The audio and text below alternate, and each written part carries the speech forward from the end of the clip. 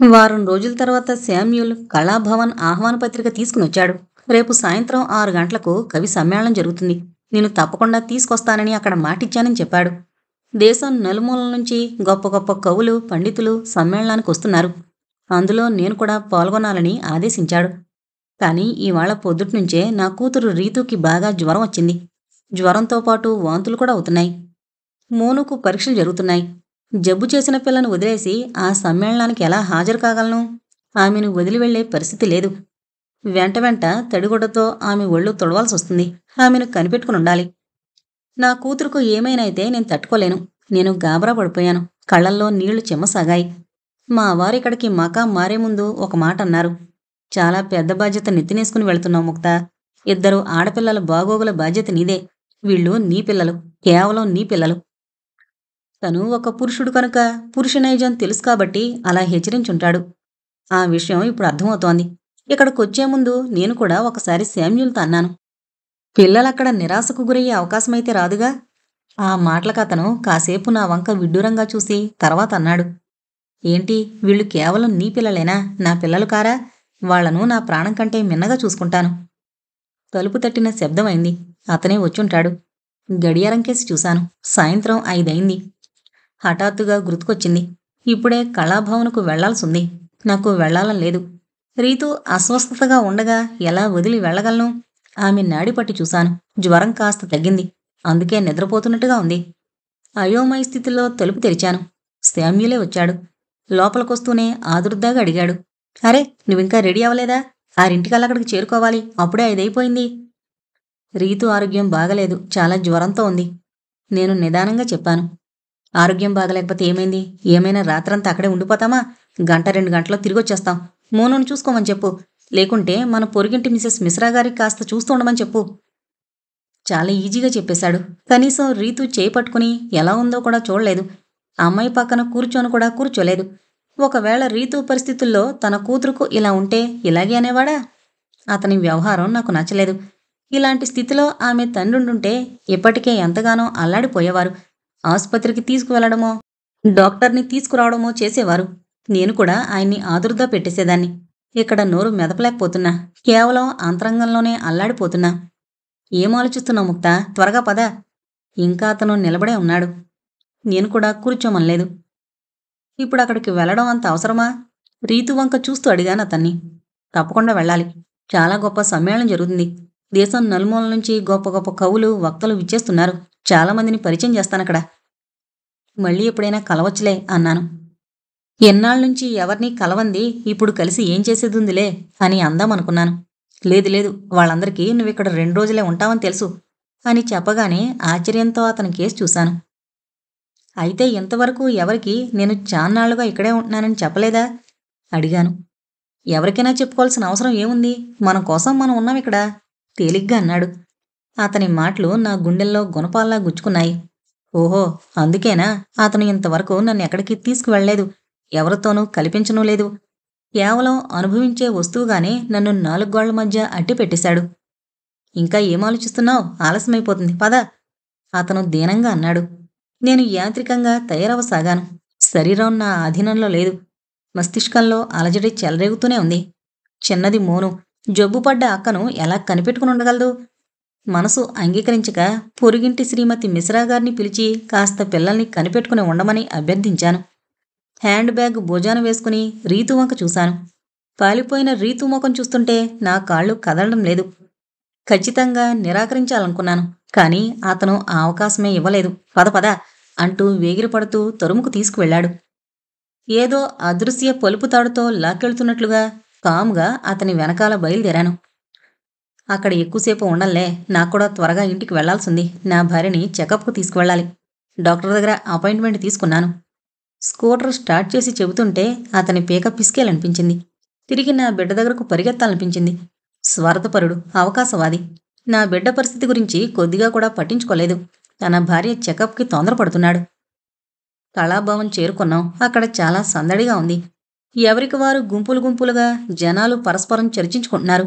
ఇంకా ముఖ్య అతిథి రానట్టుగా ఉంది. ఆయన గురించే జనం బయట ఎదురుచూస్తున్నట్టుగా ఉన్నారు. అతను నేరుగా నన్ను ఒక పెద్ద గదిలోకి తీసుకువెళ్లాడు. అక్కడ విశాలమైన రౌండ్ టేబుల్ ఉంది. చుట్టూ కుర్చీలున్నాయి. కుర్చీలన్నీ ఖాళీగా ఉన్నాయి. ఒక కుర్చీలో నన్ను కూర్చోబెట్టి అతను బయటికి వెళ్ళాడు. బహుశా అది ఆడిటోరియం కాన్ఫరెన్స్ హాలేమో. చుట్టూరా గోడవారగా గ్లాసు డోర్ అలమరాలున్నాయి. వాటి నిండా లావుపాటి పుస్తకాలు అమర్చున్నాయి. గదంతా పాత కాగితాల వాసన ఎగజిమ్ముతోంది. ఏకాంతంలో చాలా రకాల ఆలోచనలు మదిలో మెదులుతున్నాయి. నాకిబ్బందిగా ఉంది ఒక్కదాన్నే అక్కడ కూర్చుని ఉండేందుకు. లేచి గదిలో పచార్లు కొట్టసాగాను. అయ్యో ముక్తగారు, మీరిక్కడున్నారా? మీరు ఆడిటోరియంలోకి వెళ్ళుంటారనుకున్నాను. ఎవరిదో ధ్వని వినిపించి తిరిగి చూశాను. షాకీర్ కనిపించాడు. నమస్కారం. మీరెప్పుడు చూశారు నన్ను? నేను తెల్లబోతూ అడిగాను. శామ్యూల్ గారితో వస్తుండగా చూశాను. ఎలా ఉన్నారు మీరు? బాగానే ఉన్నాను. నేను నవ్వే ప్రయత్నం చేశాను. నవ్వలేకపోయాను. ఎప్పుడొచ్చారు బెనారస్కి? ఇవాళ పొద్దున్నే. అబద్ధం చెప్పాను. ఎప్పటి వరకు ఉంటారు? రేపటి వరకు. రేపటి వరకేనా? అవును. మీరు ఇంటి పట్టున లేరా ఏమిటి? భగల్పూర్ అడ్రస్కి చాలా ఉత్తరాలు రాశాను. దేనికి జవాబు రాలేదు. మీరేమైనా అలిగారా నా మీద? లేదే. నీ మీద ఎందుకు అలుగుతాను నేను? కొద్ది రోజులుగా కళ్ళేం ఊరెళ్ళాం. సత్యన్ గారు ఎలా ఉన్నారు? బానే ఉన్నారు. చెప్పండి. మీ పత్రిక ఎలా నడుస్తోంది? పర్వాలేదు. నిరవధికంగా వెలువడుతూనే ఉంది. వార్షికోత్సవం కూడా జరగబోతోంది. ఇన్విటేషన్ ఎక్కడికి పంపాలో అర్థం కావడం లేదు. అతను అయోమయంగా అంటుంటే నేను కూడా ఏమీ చెప్పలేకపోయాను. ప్రస్తుతం నేను ఇదే ఊళ్ళో ఉంటున్నానని, ఇక్కడే ఉంటానని ఖచ్చితంగా ఏమీ చెప్పలేకపోయాను. నన్నిక్కడికి తీసుకొచ్చిన వ్యక్తే నన్ను అజ్ఞాతంలో ఉంచుతున్నప్పుడు నాకు నేనుగా ప్రచారం చేసుకోవడం దేనికి? నేను 2 నిమిషాల్లో వస్తాను అంటూ షాకీర్ బయటికి వెళ్ళిపోయాడు. షాకీర్ శామ్యూల్ మిత్రుడు. అతను భగల్పూర్కొచ్చినప్పుడు శామ్యూల్ మాకు పరిచయం చేశాడు. షాకీర్ బెనారస్లో ఉంటాడు. మంచి సాహిత్యకారుడు. ఒక త్రైమాసిక పత్రిక కూడా ప్రచురిస్తాడు, కానీ ఉర్దూలో అని శామ్యూల్ అతన్ని పరిచయం చేశాడు. బెనారస్లో అతని సహకారంతో సొంత పత్రిక ప్రారంభిద్దామని శామ్యూల్ ఆశపెట్టాడు. ఇక్కడికొచ్చాక ఆ ఊసే ఎత్తలేదు. మీరు బోరైపోవడం లేదుగా? ఈ టీ అయితే తాగండి. షాకీర్ టీ కప్పు టేబుల్ మీద పెట్టి తాను కూడా మరో కుర్చీలో కూర్చున్నాడు. మేము టీ తాగుతుండగా శామ్యూల్ లోపలికొచ్చాడు. షాకీర్ను చూడగానే డోరు దగ్గర ఆగిపోయాడు. రండి శామ్యూల్ గారు, కూర్చోండి. మీ గురించి అడుగుతున్నా. అతను మౌనంగా ఉండిపోవడం చూసి షాకీరే పలకరించాడు. శామ్యూల్ పెదవి విరుస్తూ వచ్చి మరో కుర్చీలో కూర్చున్నాడు. వాళ్ళిద్దరూ బాతాకానీలో పడిపోయారు. నేను వాళ్ళ మధ్య జోక్యం చేసుకోలేదు. నా మనసంతా రీతు వైపే లాగుతోంది. ఎలా ఉందో నా బిడ్డ? మళ్ళీ జ్వరం హెచ్చిందో ఏమో. వాంతి చేసుకుంటే మోను గాబరా పడిపోతుంది. మిసెస్ శర్మ కూడా తిట్టిపోస్తుంది. ఏం తల్లీమే, జ్వరం వచ్చిన పిల్లను వదిలి ఎక్కడికో షికారుకు వెళ్ళింది అని గుణుక్కుంటుంది. మేము ఎక్కడికి వెళ్ళినా ఆమె షికారుకు వెళ్ళినట్టే భావిస్తోంది. తన భార్యను ఎంతటి నపుంసకుడైనా ఏలుకుంటాడు. కానీ మరో ఆడదాన్ని కూడా ఏలుకోగలిగిన వాడే మగాడు. హఠాత్తుగా శామ్యూల్ దురుసు మాటలు నా చెవిన పడగానే ఉలిక్కిపడి అతనికేసి చూశాను. అతని మొహం కందగడ్డలా మారిపోయింది. ఆ మాటలు ఏ సందర్భంలో అన్నాడో నాకు అర్థం కాలేదు. ఇంతవరకు రీతు గురించి ఆలోచిస్తూ ఉండడం వల్ల ఆ మాటలనే సందర్భం ఎందుకొచ్చిందో అంతుపట్టలేదు. అతని దురుసు మాటలకి షాకీర్ కూడా ఏం స్పందించలేదు. తిన్నగా లేచి వెళ్ళిపోయాడు. షాకీర్ జారుకున్నాక శామ్యూల్ నన్ను ఆడిటోరియంలోకి తీసుకువెళ్లి కూర్చోబెట్టాడు. ఆడిటోరియం అంతా కిక్కిరిసిపోయింది. ఒక వ్యక్తి వేదికపై నిల్చుని కార్యక్రమాన్ని ప్రకటిస్తున్నాడు. అంతలోనే బయట అలజడి, అరుపులు మొదలయ్యాయి. బహుశా ముఖ్య అతిథి విచ్చేసుంటారు. చాలాసేపటి నుంచి ఆయన కోసం అందరూ ఎదురు చూస్తున్నారు. ఆడిటోరియంలో కూడా అలజడి మొదలైంది. కొందరు ముఖ్య అతిథి వైపుకు ఎదురు వెళ్తున్నారు. కొద్దిసేపట్లోనే కార్యనిర్వాహకులు ముఖ్య అతిథికి ఆహ్వానం పలుకుతూ వేదిక మీద ఆశీనులు చేశారు. క్రమానుసారంగా మిగతా సభికులను వేదికపైకి ఆహ్వానించి కూర్చోబెట్టారు. సభా కార్యక్రమం కొనసాగుతోంది. సమయం కూడా గడుస్తోంది. గడిచే సమయంతో పాటు నాలో కలవరం కూడా పెరుగుతోంది. జరుగుతున్న కార్యక్రమాల తీరుతెన్నులు చూస్తుంటే అర్ధరాత్రి దాటినా సభ ముగిసేలా లేదు. నేను గాబరా పడిపోతూ శామ్యూల్ను వెతకసాగాను. వేదికెదురుగా 2వ వరుసలో అతను కూర్చునున్నాడు. అంతలోనే వేదిక మీదకు నన్ను ఆహ్వానించారు. ఆ కవి సమ్మేళనానికి నా ప్రమేయం లేకుండానే నా పేరు నమోదు చేయించి శామ్యూల్ నన్ను ఇరకాటంలో పెట్టాడు. నా మనోస్థితి ఎలా ఉంది, నేను ఎంతవరకు ప్రిపేర్ అయ్యానో తెలుసుకోకుండానే తన ప్రాబల్యాన్ని చాటుకోవడానికి ఆ కార్యక్రమానికి నన్ను ప్రపోజ్ చేశాడు. గత్యంతరం లేక నేను వేదిక మీదకు చేరుకున్నాను. యథాలాపంగా గుర్తొచ్చిన ఒక పాత కవితను వినిపించాను. కరతాళ ధ్వనులు మారుమ్రోగుతూనే సభా నిర్వాహకులు నా కవితను ప్రశంసించారు. అయినా నాలో ఎలాంటి ఆనందం, ఉత్సాహం కలగలేదు. మరొకప్పుడైతే ఆ స్పందనకి ఉబ్బి తబ్బిబ్బైపోయేదాన్ని. ఇప్పుడు నా అంతరంగం ఎండదెబ్బ తగిలిన ఎడారిలో తహతహలాడిపోతోంది. మెల్లగా వేదిక నుంచి దిగి ముఖద్వారం వైపు నడిచాను. వెనకాలే శామ్యూల్ కూడా వచ్చాడు. అతను హడావిడిగా స్నేహితులకి, పరిచయస్తులకి వీడ్కోలు చెబుతూ వస్తున్నాడు. అప్పటికల్లా నేను స్కూటర్ చేరుకున్నాను. అతను హడావిడిగా స్కూటర్ స్టార్ట్ చేయగానే వెనకాల కూర్చున్నా. వేగంగా పోనిస్తున్నాడు. అప్పటికే ఆలస్యమైందన్న తొందరలో ఉన్నాడు. నన్ను ఇంటి దగ్గర దింపి బయటనుంచే వెళ్ళిపోవడానికి స్కూటర్ మలిపాడు. పైకి రావా? దీనంగా అడిగాను. ఇప్పటికే చాలా ఆలస్యమైంది. ఇంటి దగ్గర ఆమె ఎదురు చూస్తుంటుంది. డాక్టర్ దగ్గరకు తీసుకువెళ్ళాలి. స్కూటర్ స్టార్ట్ చేసి అక్కడి నుంచి తుర్రుమన్నాడు. నేను కూడా వేగంగా మెట్లెక్కుతూ పైకి వెళ్ళాను. తలుపు తట్టగానే మిసెస్ మిశ్రా గారొచ్చి తలుపు తీసింది. పిల్లని స్థితిలో వదిలి మీరు వెళ్లాల్సింది కాదు. చాలా గాబరాగా ఉందా పిల్లకి? ఆమె మందలింపుగా అంది. మీకు శ్రమిచ్చాను, క్షమించండి. ఒక ముఖ్యమైన మీటింగ్కు వెళ్లాల్సొచ్చింది. చాలా తప్పనిసరే వెళ్ళాను. మీటింగ్కు వెళ్ళాననేసరికి ఆమెకు మరింత కోపం వచ్చినట్టుంది. విసురుగా తల విదిలించేసి వెళ్ళిపోయింది. నిజంగానే రీతుకు జ్వరం తీవ్రమైంది. చల్లటి నీటిలో ఇడుకులోని చుక్కలు కొన్ని వేసి రుమాలు ఆ నీటిలో తడిపి ఆమె నిద్రను తొడవసాగాను. ఆ అమ్మాయి మెల్లగా కళ్ళు తెరిచి నాకేసి దీనంగా చూసింది. నేనొచ్చేశానన్న నిశ్చింతతో ఆమె ముఖం విచ్చుకుంది. మోను మంచం మీద ఓ మూలకి కాళ్ళు చేతులు దగ్గరగా ముడుచుకుని పడుకుంది. ఆమె ముఖంపై అలసట, ఉద్రిక్తత ప్రస్ఫుటిస్తోంది. అన్నం కూడా తినదో లేదో. శామ్యూల్ రాక 7 రోజులైంది. రీతు జబ్బుపడ్డం చూసి వెళ్ళిందే మళ్ళీ రాలేదు. ఆ రోజు రాత్రి జ్వరం పెరిగి వాంతులు కూడా విపరీతంగా చేసుకుంది. మిశ్రాగారు డాక్టర్ని తీసుకొచ్చారు. డాక్టర్ ఆమెకు డిప్తీరియా సోకినట్లు అనుమానం వ్యక్తం చేశారు. తాత్కాలికంగా కొన్ని మందులు రాసిచ్చి టెస్టులు చేయించమని చెప్పారు. మర్నాడు టెస్టులు చేయించాక ఆయన అనుమానం నిజమని తేలింది. రీతుకి సోకింది డిప్తీరియానే. తగిన మందులు, ఇంజెక్షన్లతో సమయానికి వైద్యం అందడంతో తొందరగానే రీతు కోలుకుంది. ఆ వైద్య చికిత్సలో మిశ్రాగారి కుటుంబం సహాయం అందకపోయుంటే నేను నిలువునా మునిగిపోయేదాన్నే. నా బిడ్డకు ఏమైనా అయ్యుంటే అన్న తలంపు రాగానే నా శరీరం నిలువునా వణికిపోయింది. అతని కోసం ఎదురుచూసి నా ఓపిక నశించింది. అతని ఇల్లు వెతుక్కుంటూ వెళ్లాలనిపించింది. వెళ్ళడానికి మనసు అంగీకరించలేదు. కావాలనే రానివాణ్ణి వెతుక్కుంటూ వెళ్ళినా ఏం ప్రయోజనం? మళ్ళీ నాకే అనిపించింది. బహుశా అతని ఆరోగ్యం బాగాలేక రాలేకపోయాడేమోనన్న అనుమానం కలిగి వెళ్ళి చూద్దామనిపించింది. రిక్షాలో అతని నివాస ప్రాంతం చేరుకున్నాను. కొద్ది దూరంలోనే దిగి నడుస్తూ వెళ్ళాను. నేను ఇల్లు చేరుకోకముందే అతనే దారిలో ఎదురుపడ్డాడు. బహుశా బజారుకు వెళుతున్నట్టుగా ఉంది.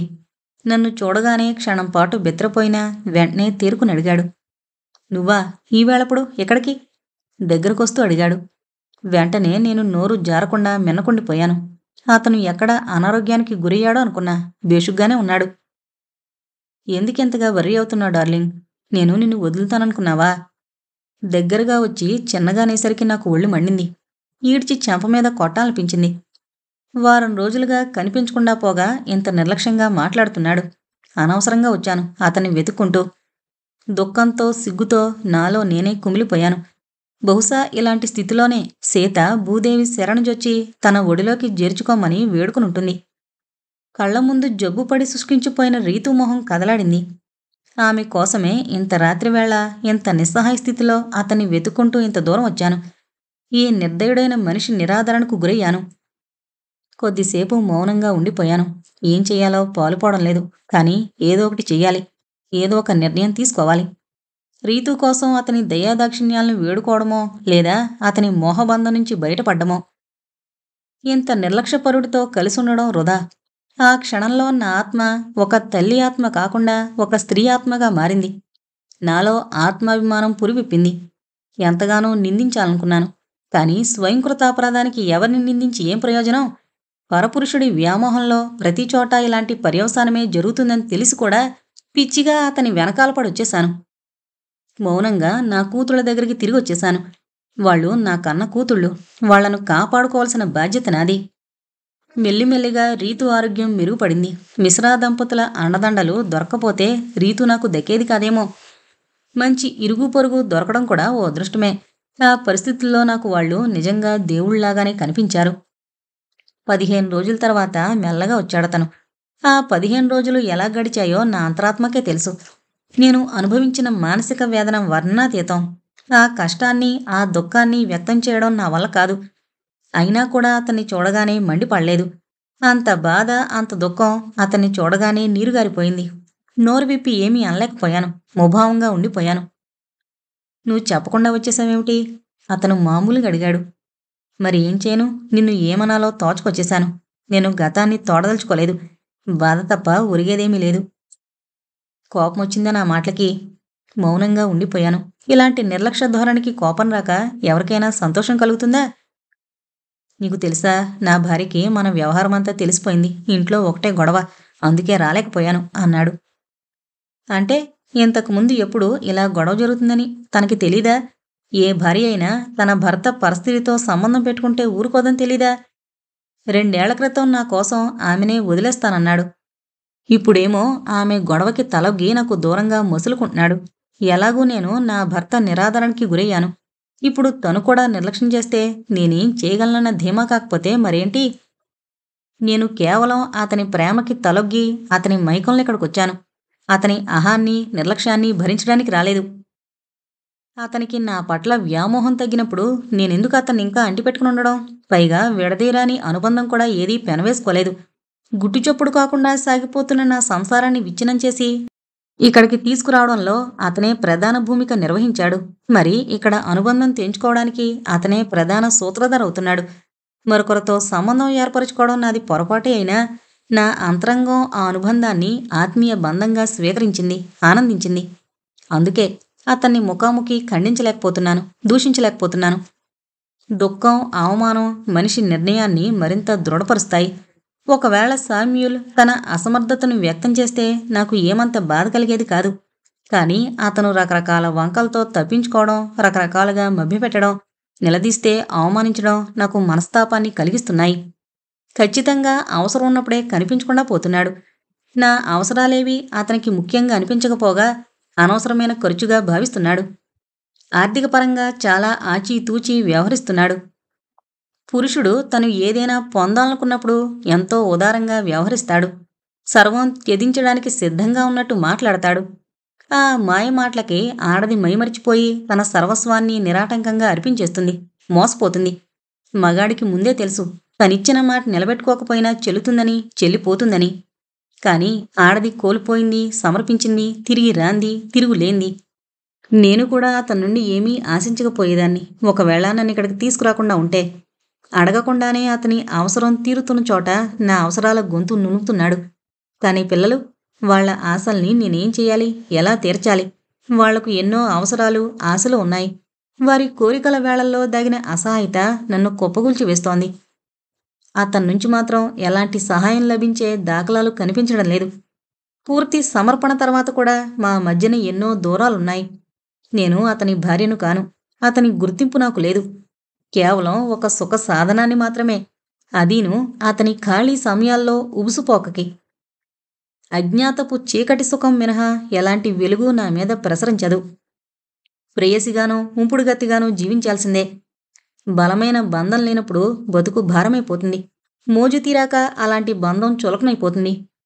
నా గుండెల మీద పేరుకుపోతున్న బాధ్యతల భారం పెరుగుతున్న కొద్దీ అతనిలో విసుగు పెరిగిపోతోంది. ఎప్పుడు రాగానే ఏవో సమస్యలు ఎగరు పెడుతూనే ఉంటావు అంటూ కసురుకోగానే నాకు అడగాలనిపిస్తోంది. ఏంటి, సుఖం తప్ప మరో సమస్య ఉండదా అని. అతను కేవలం తన ఇంట్లో దొరకని సుఖం కోసం ఇక్కడికి వస్తున్నాడు. అది అతనికి సమస్య కాదా? మరి అది అందించే మనిషి సమస్యలు ఎవరు తీర్చాలి? పిల్లల సమస్యలు, ఇంటి సమస్య, ఆర్థికపరమైన సమస్యలన్నీ మరి నేనెవరికి చెప్పుకోవాలి? ఎలాంటి ఆశలు, కోరికలు లేని బండరాయిగానో, ఆటబొమ్మగానో మారిపోనా? క్రమేపీ అతను అనామకుడైపోతున్నాడు. అందుకే అతనికి ఏ మాట చెప్పాలని కూడా అనిపించడం లేదు. మంచం మీద పడుకుని ఏదో నవల చదువుతున్నానే గాని మనసులో సుడిగుండం చెలరేగుతూనే ఉంది. నిన్న సూత్రధార పత్రిక సంపాదకులు ఆ పత్రికను నిలిపేస్తున్నామని చెప్పేసరికి మరింత కుప్పకూలిపోయాను. ఆ పత్రిక ద్వారా ప్రతీ నెల ఎంతో కొంత పారితోషికం లభించేది. ఇప్పుడు ఆ కాస్త ఆధారం కూడా కోల్పోయాను. ఏదైనా ఉద్యోగం వెతికి పెట్టమని కూడా అతన్ని అడగలేకపోతున్నా. స్వతహాగా ఎక్కడికైనా ఉద్యోగం వెతుక్కోవడానికి వెళితే ఎవరిదైనా సిఫారసు అడుగుతున్నారు. బాగా ఆలోచించాను. ఈ ఇల్లు, ఈ నగరం శాశ్వతంగా వదిలేయాలి. ఆ నిర్ణయం తీసుకున్నాక లోగడ పంచుకున్న అనుబంధం, అనురాగం, ఆత్మీయతలన్నీ బూటకలను అనిపించసాగాయి. అతని కోసం ఎదురుచూస్తూ అతని మీద ఆధారపడి ఉండకూడదు. అతని కోసం కుమిలి కృశించిపోతూ నా జీవితంతో పాటు నా బిడ్డల జీవితాలను కూడా నాశనం చేయకూడదు. నిరంతరం ప్రవహించే నదిలా సాహసించాలి. నా కాళ్ళ మీద నేను నిలబడి నా బిడ్డల్ని నేనే సాక్కోవాలి. నేను వెంటనే రాంచీలోని కుమారానికి ఉత్తరం రాశాను. లోగడ ఇదే అడ్రస్కు శామ్యూల్ను కొంత డబ్బు సహాయం కోరుతూ కుమరన్ ఉత్తరం రాశాడు. ఆ ఉత్తరం నా దగ్గరే ఉండిపోయింది. అదే ఉత్తరంలోని చిరునామాకి నాకు ఏదైనా మామూలు ఉద్యోగం వెతికి పెట్టమని, అలాగే ఓ చిన్న ఇల్లు కూడా అద్దెకు చూసి పెట్టమని అభ్యర్థిస్తూ ఈ విషయం ఎట్టి పరిస్థితుల్లోనూ శామ్యూల్కు చెప్పొద్దని కూడా ఉత్తరం రాశాను. కుమరన్ ఇతరులను అర్థం చేసుకుని సహకరించే స్వభావం కలవాడు. శామ్యూల్కు నా గురించి చెప్పడన్న విశ్వాసం నాకుంది. నేను ఆశించినట్టుగానే కుమరన్ చాలా తొందరగానే ప్రత్యుత్తరం రాశాడు. ఒక ప్రైవేట్ స్కూల్లో టీచర్ ఉద్యోగం ఖాళీగా ఉందని, మొదట్లో జీతం 2,500 ఇస్తారు. తర్వాత ప్రతిభను బట్టి యాజమాన్యం జీతం పెంచుతారు. అంతేకాదు ఒక ప్రాంతీయ పత్రికలో పార్ట్ టైం సంపాదకురాలుగా కూడా అవకాశం ఉంది. అక్కడ్నుంచి కూడా ఓ 2,500 దొరకచ్చు. ఇల్లు కూడా త్వరలోనే వెతికి పెడతాను. మీరేం చింతించకండి. మేము మీకు అండగా ఉంటాం. మీరు నిస్సంకోచంగా వచ్చేయండి అని రాశాడు. అది చదివి నా కాళ్లల్లో శక్తి ఉత్పన్నమైంది. దాంతోపాటు ఆత్మవిశ్వాసం కూడా కలిగింది. ఈవాల్టి నుంచి నేను ఒక వ్యక్తిత్వం గల వ్యక్తిగా మారబోతున్నాను. నా స్వశక్తితో నా పిల్లల్ని సాక్కోబోతున్నాను. సొంత పత్రిక ప్రలోభం నెరవేరకపోయి నా రచనా వ్యాసంగం నాకు జీవనభృతిని ప్రసాదిస్తోంది. మెల్లిమెల్లిగా అతని వ్యామోహం పూర్తిగా తొలగిపోయింది. నాకు రెక్కలుంటే ఎంత బావుండు అనిపించింది. వెంటనే వెళ్ళి రాంచీలో వాలిపోయేదాన్ని. సంతోషంతో పొంగిపోతూ నేను బెనారస్కొచ్చేటప్పుడు తీసుకొచ్చిన ఆ కొద్దిపాటి సామాను మళ్ళీ ప్యాక్ చేయసాగాను. అతనికి సంబంధించిన వస్తువులు ఇక్కడే వదిలేస్తాను. అతనికి సంబంధించిన వస్తువులే కాదు, అతని తలంపులు కూడా అంతరంగం నుంచి తొలగించదలిచాను. అతని జ్ఞాపకాలు ఏవీ కళ్ల ముందుండకూడదు. ఆ రోజే ప్రయాణం కట్టాను. తెల్లవారేసరికి రైలు రాంచీ చేరుకుంది. రైలు దిగకముందే కుమరన్ మమ్మల్ని వెతుకుతూ కంగారుగా కిటికీలోంచి కనిపించాడు. మమ్మల్ని చూడగానే అతని మొహం సంతోషంతో మెరిసింది. కూలీని పిలిచి గబగబా మా సామానంతా దింపించాడు. స్టేషన్ బయట ఒక ఆటో మాట్లాడి సామాను సర్ది మమ్మల్ని కూర్చోబెట్టి తీసుకువెళ్ళాడు. రాంచీలోని ఎగుడు దిగుడు రోడ్డు మీద ఆటో ముందుకు దూసుకువెళుతుంటే నూతనోత్సాహంతో నా మనసు ఉరకలు వేస్తోంది. ఓ కొత్త ప్రపంచంలోకి అడుగు పెట్టబోతున్న ఆనందం ఉప్పొంగుతోంది. ఆటో రిక్షా ఎన్నో మలుపులు తిరుగుతూ తిరుగుతూ ఒక వీధి మలుపులో ఆగింది. మేము ఆటో దిగి చుట్టూ పరిసరాలను గమనించగా అది తెలిసిన వీధిలాగే అనిపించింది. అది కుమరన్ నివసించే వీధిలాగే ఉంది. అక్కడే అద్దెకొక చిన్నిల్లు చూశాడు. ఆ ఇంట్లోనే మా సామాను దింపించాడు. మేమింకా ఇంట్లో అడుగు పెట్టకముందే కుమరన్ భార్య సులభ పరిగెత్తుకొచ్చి నన్ను ఆప్యాయంగా కౌగిలించుకుంది. ఆ ఆదరణకి నా కళ్ళు చిప్పిల్లాయి. ఆమె భుజం మీద నా తల వాల్చేసి గొల్లుమని ఏడ్చేశాను. వెక్కి వెక్కి ఏడుస్తుంటే ఆమె కళ్ళు కూడా చెమ్మగిల్లాయి. నన్ను ఓదారుస్తూ చేయి పట్టుకుని ఆ ఇంట్లోకి తీసుకువెళ్ళింది. 2 గదుల చిన్న ఇల్లది. అందులోనే ఒకవైపు కిచెను, బాత్రూం అన్ని సదుపాయాలు ఉన్నాయి. బయట కొద్దిపాటి వరండాకి గ్రిల్లుంది. వాకిట్లో చెట్లు కూడా ఉన్నాయి. ఇల్లు మాకు సరిపోయేలా చక్కగా ఉంది. ఇల్లు చిన్నదైనా ఇది నా ఇల్లు, నా సంసారం. మా వారు గుర్తుకొచ్చారు. ఆయన కూడా ఒకప్పుడు ఇలాంటి చిన్నింట్లోనే అన్ని సదుపాయాలతో కాపురం ఏర్పాటు చేశారు. ఎంతో హాయిగా సంతోషంగా గడిపాం. వీధిలో ఇరుగు పొరుగుతో ముచ్చట్లు మురిపాలతో ఎంతో ఉల్లాసంగా కాలక్షేపమైపోయేది. ఎప్పుడూ వీధిలో సందడిగా గోలగా ఉండడంతో సమయం ఇట్టే గడిచిపోయేది. ఆ అపార్ట్మెంట్స్లోకి మారాకే ఒంటరితనంతో మనసు చంచలమైపోయింది. ఆలోచనల్లో మునిగిపోయి ఉండడం చూసి సులభ నన్ను కుదుటపరచడానికి ప్రయత్నించింది. ఒక ఆడది మరో ఆడదాన్ని మనసును అర్థం చేసుకోగలదు. నువ్వేం చింతించుకు, నేనెప్పుడూ నీకు తోడుగా ఉంటాను అభయమిచ్చి మళ్ళీ తానే చెప్పింది. ఇవాళ భోజనం నేను తీసుకొస్తాను. ముందు మీరంతా ఫ్రెష్ అవ్వండి. సులభ కురిపించే ఆత్మీయతకు పిల్లలు కూడా సంతోషంగా కనిపించారు. ఇక ఈ స్నేహాన్ని, ఈ అనురాగాన్ని వదులుకోను. ప్రతి గాయం తన గుర్తును మిగిల్చినంత మాత్రాన మనిషి వాటినే తలచుకుంటూ కుమిలి కృశించిపోడు. నా జీవితంలో ఆ దుర్గడియలు అతని ఆగమన సాక్షిగా నిలిచాయి. అదో దుస్సంఘటనగా మారింది. ఆ దుస్సంఘటనతో జీవితమే గల్లంతైపోయింది. చూస్తూ చూస్తూ 7-8 నెలలు గడిచిపోయాయి. అతనికి దూరంగా వచ్చేసి నాకే వింతగా అనిపిస్తోంది. వారం 10 రోజులు కూడా ఎడబాటు సహించని మనిషిని ఇంత సులువుగా విడనాడి ఎలా ఉండగలిగానని ఆశ్చర్యం కలిగింది. ఇన్ని రోజులు ఇట్టే గడిచిపోయాయి. కావాలనే అతని జ్ఞాపకాల్ని మదిలోంచి తొలగించేశాను. బహుశా ఇదే సరైన నిర్ణయం కాబోలు. మర్చిపోవడమే ఉత్తమం. ఆత్మబంధమన్న ఆరాటాన్ని, బలహీనతని బలవంతంగా నొక్కిపెట్టాను. మళ్ళీ అలాంటి బలహీన క్షణాలకి, ఎలాంటి అనుచిత ఆకర్షణలకి తావిచ్చే ప్రసక్తే లేదు. నా నిర్ణయాన్ని, ఉద్దేశాన్ని అతనికి అంతుబట్టనీయకుండా నిశ్శబ్దంగా అక్కడ్నుంచొచ్చేసి చాలా మంచి పని చేశాను. పరపురుషుడి ఆకర్షణలో సజావుగా సాగిపోతున్న సంసారాన్ని విచ్ఛిన్నం చేసుకుని మనసా వాచా అతన్ని నమ్మొచ్చిన నాకు అతని అసలు స్వరూపం ఆలస్యంగా అవగతమైంది. నా అంతరంగంలో గూడు కట్టుకున్న బలహీనత కేవలం అతనికి భోగవస్తువుగానే ఉపయోగపడింది గాని పరస్పర ప్రేమను అందిపుచ్చుకోలేకపోయింది. ఆత్మబంధం వీగిపోయింది. అతను పూర్తి స్వార్థపరుడని రుజువైపోయింది.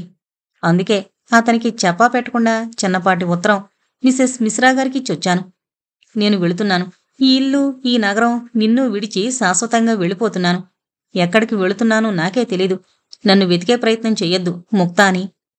మిసెస్ మిశ్రా గారు ఆ ఉత్తరం చూసి ఆనందించింది.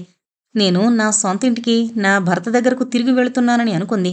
భార్యాభర్తలు కలిసుండడం ఎంత అనివార్యమో వివరించింది. ఆమెను అదే భ్రమలో ఉంచొచ్చేశాను. అతడిని వారం రోజులైనా విడిచి ఉండలేని నేను ఇప్పుడు ఎన్నాళ్లైనా ఇక్కడ సునాయాసంగా గడిచిపోతోంది. ఆ కొత్త ప్రాంతంలో ఏదీ కొత్తగా అనిపించడం లేదు. ఎలాంటి లోటు అనిపించడం లేదు. జీవితం మామూలుగా సాగిపోతోంది. ఎంత గుర్తు తెచ్చుకోవద్దనుకున్నా ఒక్కోసారి అతని నిరాదరణ, విశ్వాసఘాతుకం గుర్తొచ్చి గుండెల్లో కెలికినట్లవుతోంది.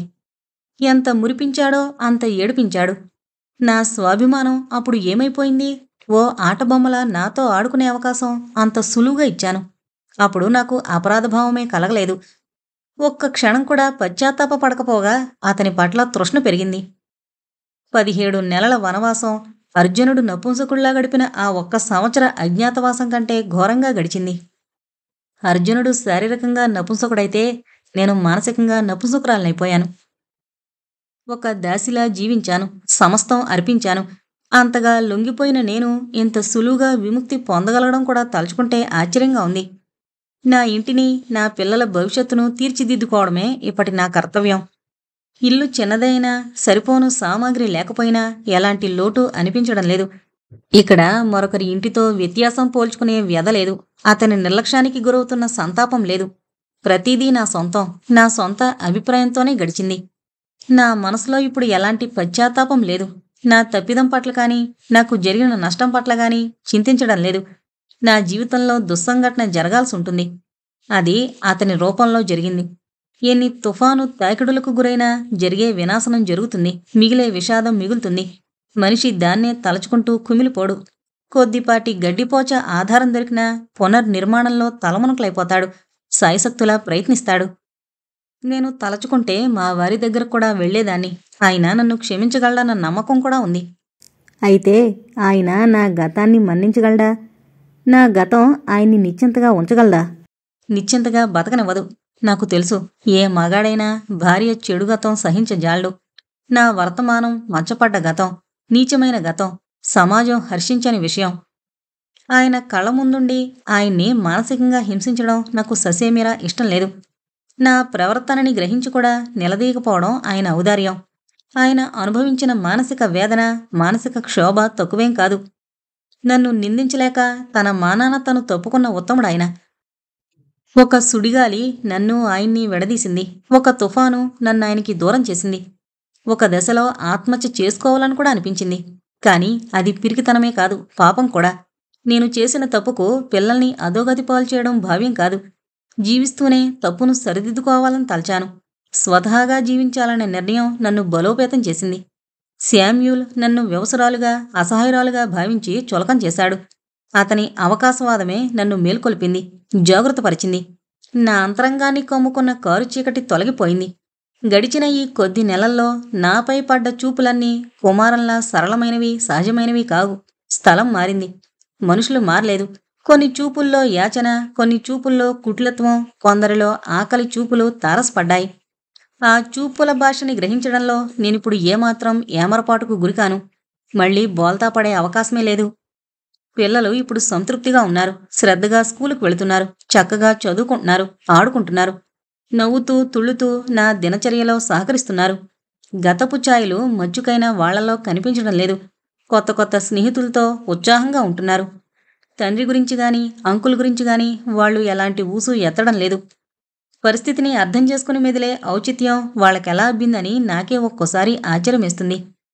బిజీగా జీవితం సాగిపోతుంది. రోజులు, వారాలు, నెలలు దాటేస్తూ వేగంగా గడిచిపోతున్నాయి. ఉద్యోగం, ట్యూషన్లు, రచన, వ్యాసంగం, పిల్లల ఆలన పాలనతో సంతృప్తిగా బతుకుబండి సాగిపోతుంది. సహృదయులైన కుమరన్ దంపతుల అండదండలతో సాఫీగా జీవనం గడుస్తోంది. బంధాలు, అనుబంధాల విలువ, స్నేహం ప్రాముఖ్యం వాళ్ళకి బాగా తెలుసు. రాంచీకి రావాలన్న ఆలోచన నా జీవితాన్నే మలుపు తిప్పింది. నేను అతన్ని మరిచిపోలేనేమో, అతన్ని వదల్లేనేమో అన్న అనుమానంతో చాలా రోజులు మదనపడ్డాను. నా మానసిక దౌర్బల్యం నా వ్యక్తిత్వాన్ని విచ్ఛిన్నం చేసింది, ఊబిలోకి నెట్టేసింది. చాలా తీవ్రంగా, తీక్ష్ణంగా ఆలోచించి అతనికి దూరం అవడానికి సాహసించాను. ఇప్పుడు ఇక్కడ నేను కేవలం ముక్తని, ఒక తల్లిని, ఒక వ్యక్తిని. నా తరహాలో నేను జీవిస్తున్నాను. మమ్మీ, నా బ్యాగు రెడీ చేస్తావా? రీతు అడగ్గానే నేను ఉలిక్కిపడ్డాను. ఇవాళ పిల్లలు పిక్నిక్ వెళుతున్నారు స్కూల్ తరపున. పొద్దుట్నుంచి అదే హడావిడిలో ఉన్నాం. టిఫిన్లు, క్యారెట్ హల్వా, వాటర్ బాటిల్స్ వగేరా అన్నీ సిద్ధం చేశాను. బస్సు ఇంటి ముందుకే వస్తుందట. దానికోసమే వారు ఎదురు చూస్తున్నారు. అన్నీ రెడీ చేశాను తల్లి. కొన్ని పళ్ళు, మిఠాయిలు కూడా పెట్టినా చక్కగా తినాలి. చెల్లెల్ని జాగ్రత్తగా చూసుకో, రీతుకు సముదాయించి చెప్పాను. క్యారెట్ హల్వా పెట్టావు కదూ? పెట్టాను తల్లి. అన్నీ కరెక్ట్గా సర్దాను. స్నేహితులతో కలిసి తినాలి. సరే మమ్మీ, కానీ ఆ ప్రియ రాక్షసికి ఏమీ ఇవ్వను. నన్నెప్పుడూ ఆట పట్టిస్తుంది. చాలా కొంటిపిల్ల. అలా అనద్దమ్మా, స్నేహితులతో కలిసిమెలిసి ఉండాలి. రీతును బొజ్జగిస్తుండగా బయటనుంచి హారన్ ధ్వని వినిపించింది. రీతు వెంటనే కిటికీలోంచి తొంగి చూసింది. బస్సు వచ్చేసింది మమ్మీ, పదమోను. మమ్మీ, నా బ్యాగ్ అది పట్టుకురా. రీతు హడావిడి చేసింది. అన్నీ తెస్తున్నా, నువ్వు పద. రీతు నీళ్ల బాటిల్స్ అందుకుంది. నేను టిఫిను, బ్యాగు పట్టుకుని మోనుని వెంటబెట్టుకుని బయటకొచ్చాను. ఇద్దరినీ బస్సు ఎక్కించి సామానంతా టీచర్కి అప్పగించాను. ఇద్దరూ సీటుపై కూర్చుని బాయ్ చెప్పారు. నేను కూడా చెయ్యి ఊపాను. బస్సు కదిలింది. ఏడాది తర్వాత కాస్త విశ్రాంతి, ఏకాంతం దొరికింది. ఇల్లంతా చిందరవందరగా ఉంటే సర్దాను. గోడలకి, కప్పుకి పేరుకుపోయిన బూజుల్ని, దుమ్ముని పొడవాటి కట్టెచీపురుతో దులిపాను. ఇల్లంతా శుభ్రం చేసి స్నానం చేశాను. కప్పులో టీ పోసుకుని ముందు గదిలోకొచ్చి కూర్చున్నాను. టీ తాగుతుండగా హఠాత్తుగా గుర్తుకొచ్చింది. కొన్ని కవితలు సిద్ధమయ్యాయి. ఒక పబ్లిషర్ వాటిని సంపుటిగా అచ్చువేస్తానన్నారు. వాటిని వరుసగా కూర్చి పబ్లిషర్కు చూపించి, ఇవి పూర్తి యథార్థ, వాస్తవిక విరహ వేదన కవితలని చెప్పాలి. ప్రకృతి ప్రకోపించినప్పుడు ఉద్వేగభరితంగా జాలువారినవి. ఇంట్లో గోడలు కూడా బోసిగా ఉన్నాయి. కొన్ని ఆయిల్ పెయింట్స్ కూడా తీసుకురావాలి. ఖాళీ గోడలు మనసులో నిస్తేజాన్ని కలిగిస్తాయి. ఒకే రంగు జీవితాన్ని ఉదాసీనంగా మారుస్తుంది. టీ తాగేసి కప్పు టీపై మీద పెడుతూనే నా దృష్టి దినపత్రిక మీద పడింది. ఇవాళ పొద్దుట్నుంచి పేపరే చదవలేదు. అప్పుడే తలుపు తట్టిన శబ్దం అయింది. అదే సుపరిచిత ధ్వని హఠాత్తుగా మదిలో మెదిలింది. అతనేనేమో. పేపర్ టీపై మీద పెట్టి చిన్నగా అడుగులేస్తూ తలుపు దాకా వచ్చాను. మెల్లగా గడి తీశాను. తలుపు తెరవగానే వేగంగా ఒక గాలి తాకిడి రివ్వున లోపలకు దూసుకొచ్చి టీపై మీదున్న దినపత్రికా కాగితాలు రెపరెపలాడాయి. ఇంతటితో నేను, అతను అనే నవల కంప్లీట్ అయిందండి. రచయిత లాస్ట్లో అసంపూర్తిగా వదిలేశారు. ఇంత జరిగిన తర్వాత కూడా మళ్ళీ అతని కోసం ఆవిడ వెయిట్ చేయడం ఏంటో నాకు అర్థం కాలేదు. ఈ రోజుల్లో మనం ఎక్కువగా ఇలాంటి కేసులే చూస్తున్నామండి. ఎక్కడ టీవీ ఛానల్స్లో అన్నింటిలో కూడా ఇలాంటి కేసులే మనకి ఎక్కువ ఎదురవుతున్నాయి. చాలామంది జీవితాల్లో ఇలాంటి దశ ఒకటి వస్తుంది. దానిలో సరైన దారి ఎంచుకున్న వాళ్ళకే వాళ్ళ జీవితం అంతా సాఫీగా ఉంటుంది. ఎవరైతే రాంగ్ ట్రాక్లో వెళ్తారో వాళ్ళ జీవితం ఇలాగ అయిపోతుందని చెప్పడం కోసమే నేను ఈ నవల చదవడం జరిగింది.